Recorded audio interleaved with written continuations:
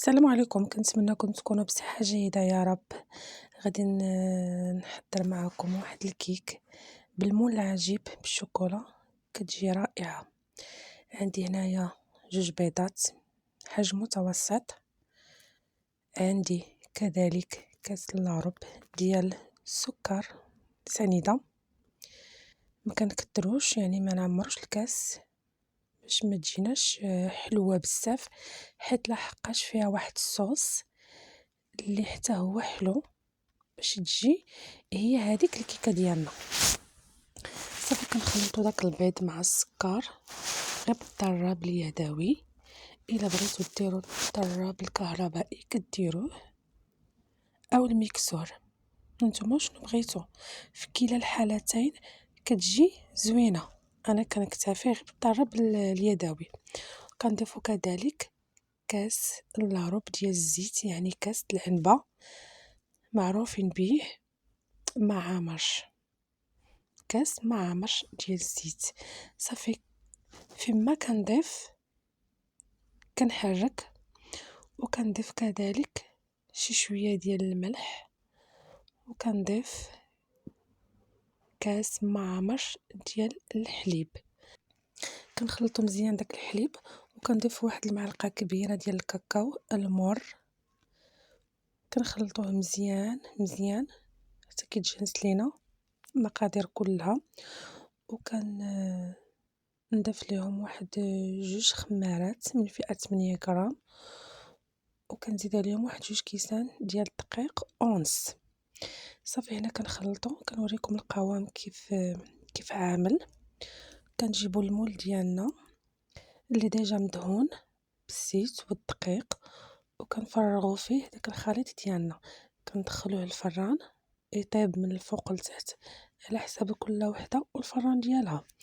من بعد هاد الأثناء هادي الكيكه ديالنا راها كطيب، ما كتكملش 20 دقيقه. كندوزو نديرو هاد الصوص هذا اللي جد خطير، استعملوه في كاع لي كيك ديالكم.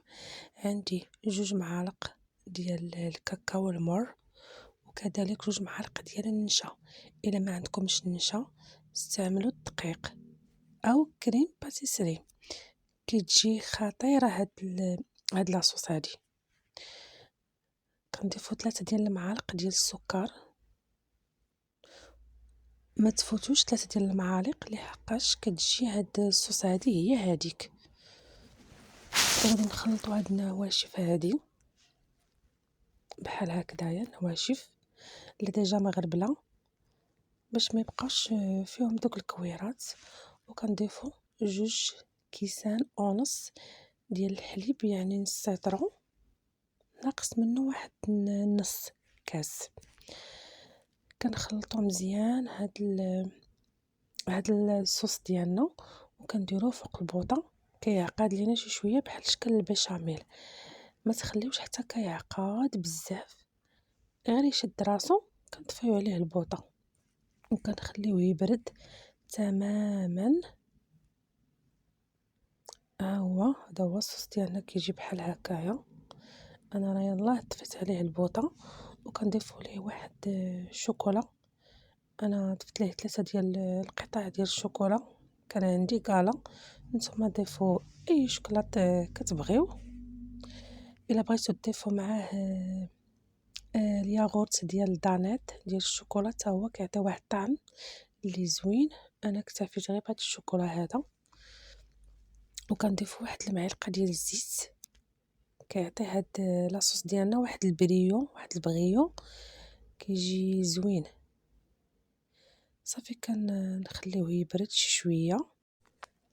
الكيكه ديالنا بعد ما خرجناها من الفران كتجي خطيره. كنتمنى منكم تجربوها وتشريو هاد المول العجيب اللي تيكون في بيم. الا شفتوه غير خدوه، خطير خطير ما كيلصقش، خطير وخفيف، وكطيب الكيكه فرمشة عين، يعني 20 دقيقه كيف ما قلت لكم في لا فيديو في الاول. صافي هنايا راني قلبتها باش ناخذ هذا الشكل ديالها. كيف ما كتشوفوا راها طابت ما شاء الله، وكتجي اشفنجيه، كتجي خطيره غير تبعوا المقادير وغادي تنجح معاكم. هنايا راني درت لاصوص ديالي كيف ما كتشوفوا، خصو يجي بحال هكذايا، ما يكونش ثقيل وما يكونش خفيف. هنايا صافي راني كنقادو في الكيك ديالنا باش غادي ندخلو للثلاجة يبرد. هي هاد لي كيك ديالنا كتجي كيك او طورطة، يعني كتجي باردة، كتجي خطيرة خطيرة خطيرة. هنايا بعد ما خرجت الكيك ديالي واخا ما عطيتهاش حقها تبرد، كنت مزروبة باش نصورها ليكم. هنايا راني زوقتها غير بالفيغميسيل، درت ليها شويه ديال الاكاجو من الوسط. نتوما تزوقوها كيف ما بغيتو، ديروا لها خطوط بالشوكولا في البياض، ديروا المكسرات، يعني داكشي اللي بغيتو. كيجي هاد الصوص هذا معلك، كيجي خطير. كنتمنى منكم تجربوها وتكتبوا لي في لي كومونتير فضلا وليس امرا. اللي ما مشاركاش معايا تشارك معايا وتفعل الجرس باش يوصلها كل جديد. دمتم في رعاية الله وحفظه. السلام عليكم.